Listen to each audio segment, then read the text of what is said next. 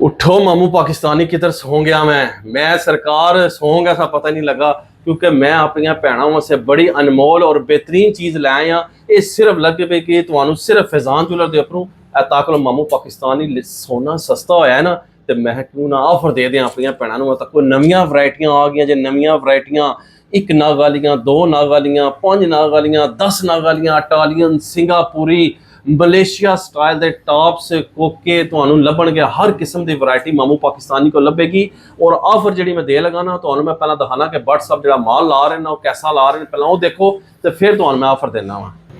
ए तको व्हाट्सअप ला रहे जे कोके भी पावा जी, हर किस्म की वैरायटी तुहानू इत्थे मिलेगी। तुहानू आखिर ना एक नग तो लैके 10-14 नगां तक भी तुहानू वैरायटी मिलेगी।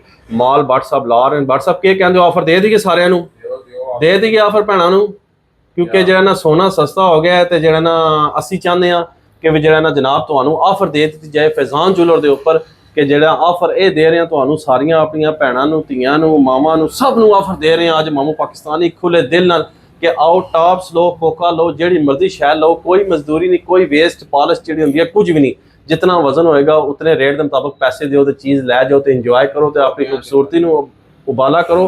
तो जो है ना ये ऑफर सिर्फ टॉप्स और कोके उपर दे मते हो किसी चीज़ के उपर समझो, बाकी तो फिर सानू तक सारा इंज ही देंदे जाएंगे, तो फिर असी भी तो कुछ खाना ना। तो इस वास्ते जो ना ये सिर्फ ऑफर मैं अपन भैनों मावां दे रहे हैं टॉप्स और कोकियां के उपर।